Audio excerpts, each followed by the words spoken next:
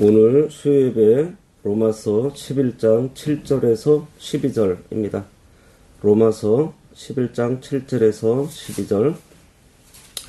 그런즉 어떠하냐? 이스라엘이 구하는 그것을 얻지 못하고 오직 택하심을 입은 자가 얻었고 그 남은 자들은 우둔하여 졌느니라.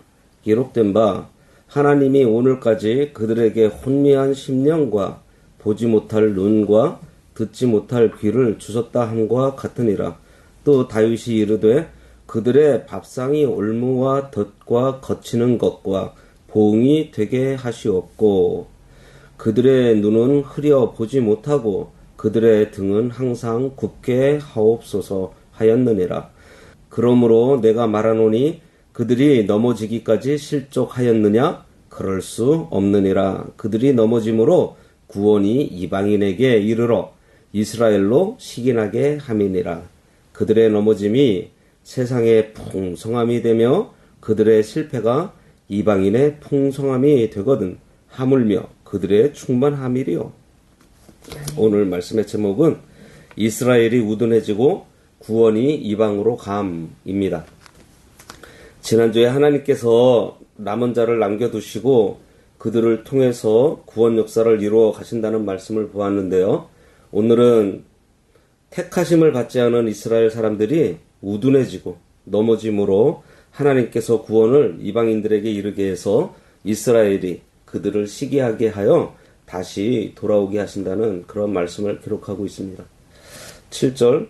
그런즉 어떠하냐? 이스라엘이 구하는 그것을 얻지 못하고 오직 택하심을 입은 자가 얻었고 그 남은 자들은 우둔하여 졌느니라. 하나님께서 이스라엘을 완전히 버리신 것이 아니라 이스라엘 가운데서도 은혜로 택하신 남은 자가 있다는 것을 기록한 1절과 6절 말씀에 대한 결론을 지금 바울이 말을 하려고 합니다. 그러니까 지금 이 말씀은 지금까지는 이스라엘 중에 남은 자에 초점을 맞추고 있었지만 이제는 반대로 남은 자에서 제외된 자들, 그러니까 율법의 행위를 고집해서 구원을 얻지 못한 대다수의 이스라엘 사람들에 대해서 언급하고 있습니다.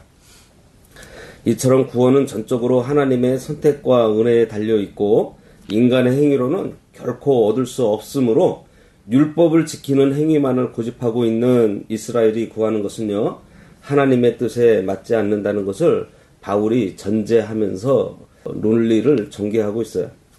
이스라엘이 구하는 그것을 얻지 못하고 그랬습니다. 이스라엘 백성이 구원을 원하지만 모세의 율법을 지키는 행위로 구원 얻어야 한다는 잘못된 방법으로 구하면서 하나님의 방법인 예수 그리스도를 믿지 않았기 때문에 결국 하나님의 의를 얻지 못하고 구원도 얻지 못한다. 그러한 얘기예요.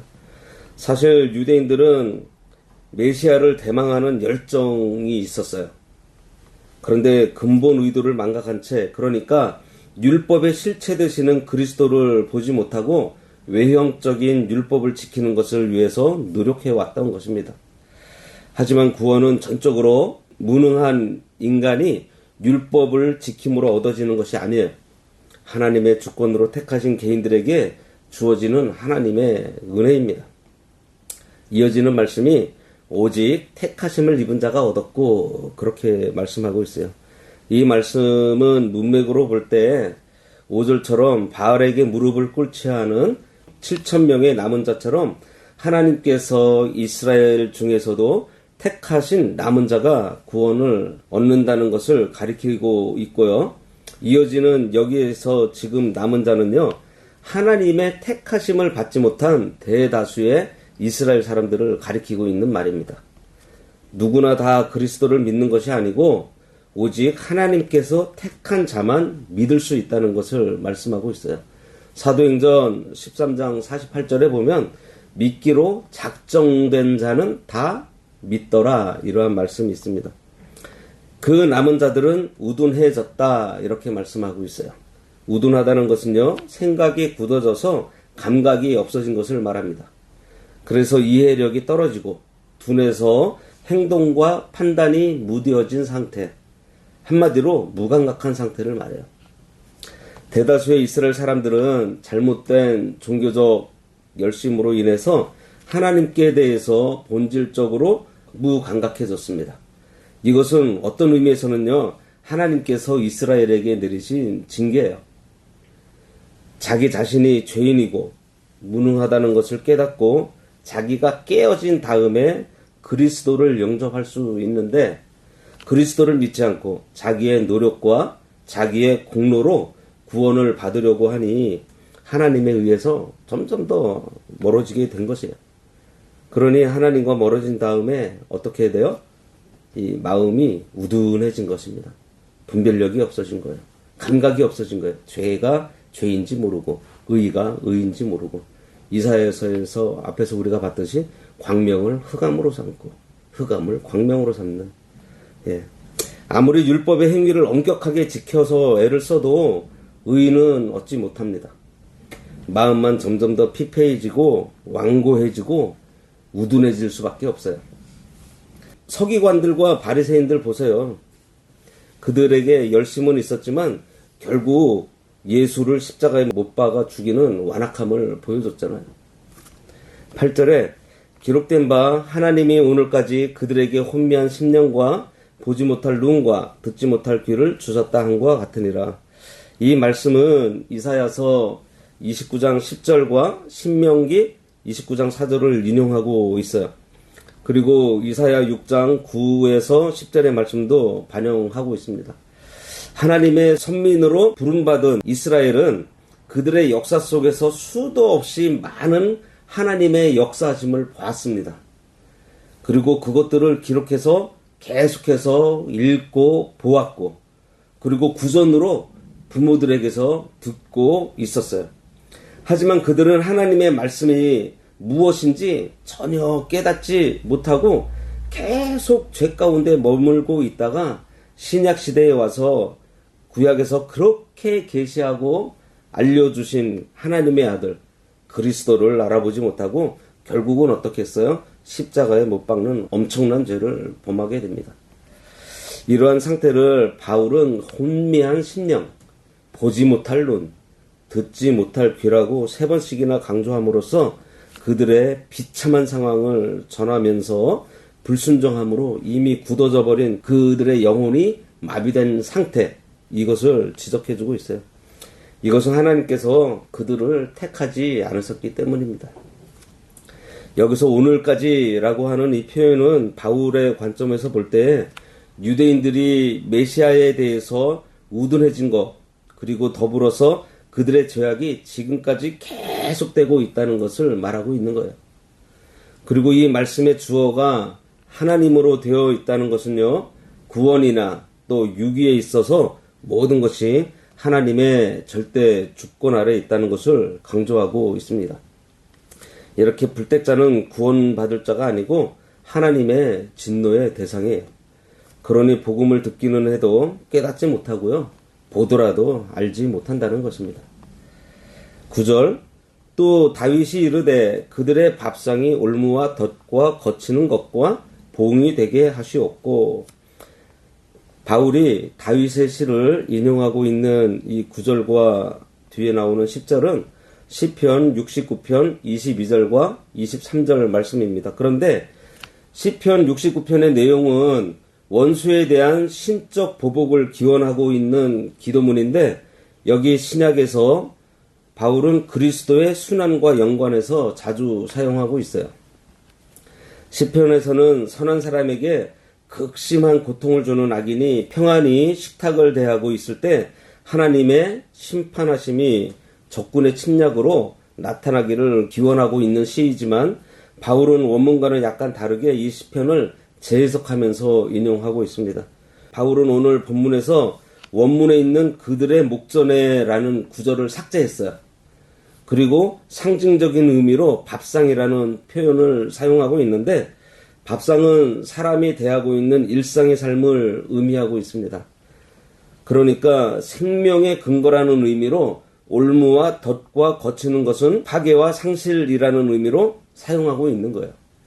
그래서 9절은 10절과 더불어서 율법을 지킨다는 미명 아래 하나님의 은혜 받기를 망각하고 그리스도를 거역한 이스라엘 대부분의 사람들이 하나님의 심판에서 벗어날 수 없다는 것을 말하고 있습니다.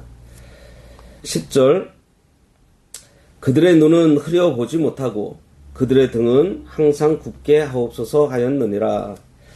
9절 마지막에 언급되고 있는 그 보응이 구체적으로 지금 두 가지로 나타납니다. 8절에서 이미 나타난 대로 영안이 어두워져서 비롯된 영적인 통찰력을 잃어버린 것과 죄로 인한 고통과 압박에 짓눌린 삶을 살게 된다는 거예요. 그런데 8절에 있는 혼미한 심령, 듣지 못할 귀는 생략하고 지금 여기서는 보지 못할 눈, 이 보지 못할 눈만 여기 10절에서 표현하고 있는 것은요. 눈이 인체에서 받아들이는 것에 대해서 모든 인체를 대표할 수 있는 기관이기 때문에 바울이 기록한 것으로 보여요. 이처럼 복음을 배척한 유대인들은 영안이 어두워 진리를 분별하지 못할 뿐만 아니라 지키지도 못할 율법의 노예가 되어서 살아가게 된 것입니다. 대부분의 유대인들은 복음을 거부함으로 구원에 이르지 못하지만 그 가운데에도 하나님의 주권으로 선택받은 남은 자들이 있고요. 이들을 통해서 하나님의 구속사역은 계속되었어요. 이러한 내용을 앞에서 언급한 바울은요. 이제 11절과 12절에서는요. 대부분의 유대인들이 복음을 거부한 결과 하나님의 구속 역사가 구약의 선민 이스라엘 중심에서 이제 세계 만민에게로 확장되게 되었다는 것을 전하고 있습니다. 그러면서 지금까지는 유대인들을 대상으로 얘기하던 것을 이제 바꾸어서 이방인들에게 얘기하고 있어요.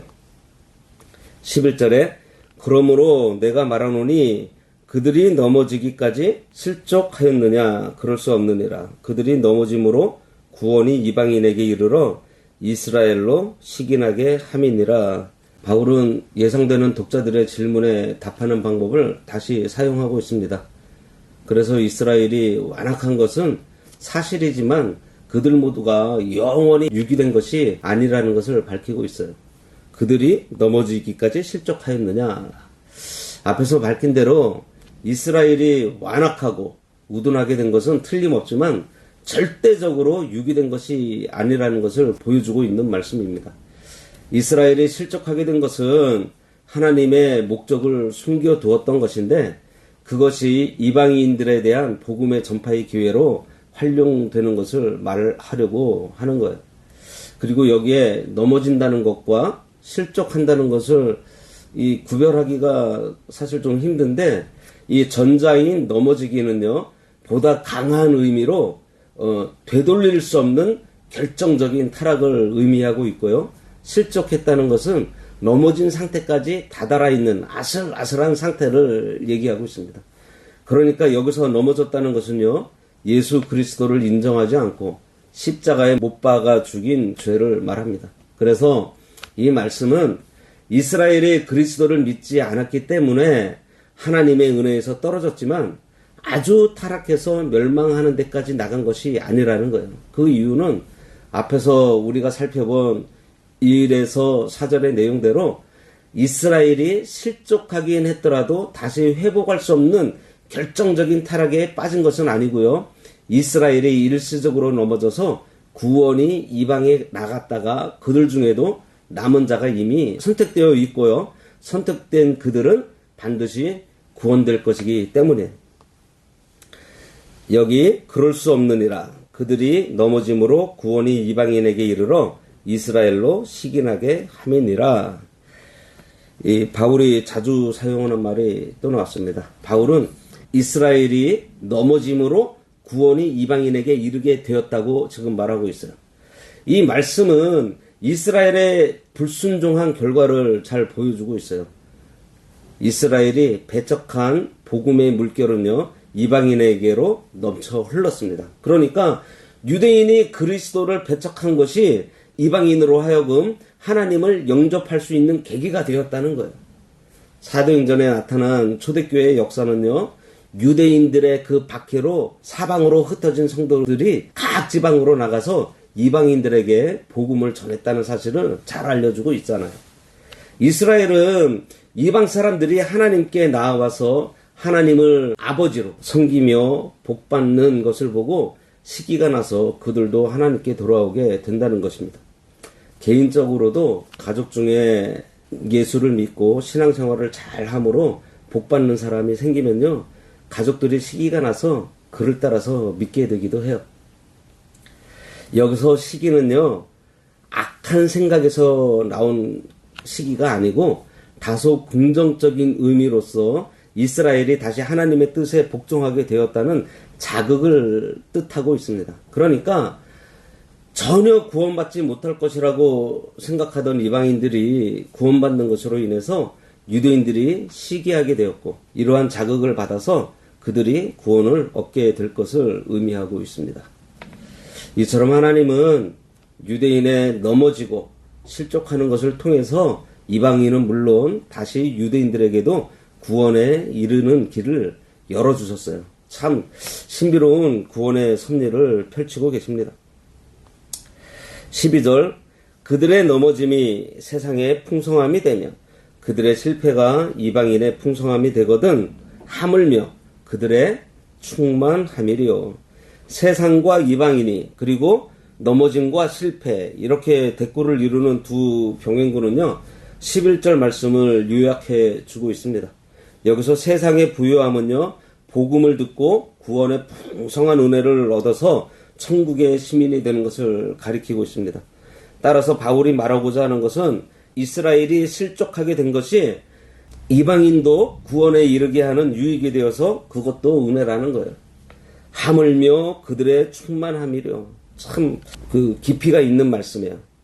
이스라엘이 넘어졌기 때문에 구원이 이방인에 나가서 부요함이 되었다고 하면 본래 이스라엘이 가지고 있었던 그 하나님의 은혜와 축복은 얼마나 충만했겠느냐, 이러한 말입니다. 그러니까 그들이 넘어질 때 쏟아 흩어진 부스러기를 주운 사람이 부유하게 되었는데, 그러면은 쏟아지기 전에 가지고 있었던 그것은 얼마나 충만했던 거냐는 거예요. 그러니 이 말씀의 전체적인 뜻은 이스라엘의 연약함이 이방인의 구원에 기여한 것에서 알 수 있는 것처럼요, 이스라엘의 구원은 더 많은 이방인들을 구원하는 축복으로 나타나게 되었다는 것입니다. 참 하나님께서 하시는 일은 오묘한 것 같아요. 기도하겠습니다. 하나님 아버지의 구원 계획은 거절을 하든지 거절을 하지 않든지 하나님의 섭리 안에서 차곡차곡 진행되는 줄을 깨달으라고 이스라엘이 넘어지고 실족하더라도 이방인에게까지 복음이 전해진 사실과 또 그것을 시기해서 이스라엘이 다시 구원받는 자들이 나온다고 알려주셨사오니 하나님의 은혜를 받은 우리들, 그 은혜를 가볍게 여기지 말고 우리를 향하신 하나님의 그 충만하신 사랑 가운데 늘 하나님께서 인정하시는 길을 걷도록 인도하여 주시옵소서. 아멘. 예수님의 이름으로 기도드리옵나이다. 아멘.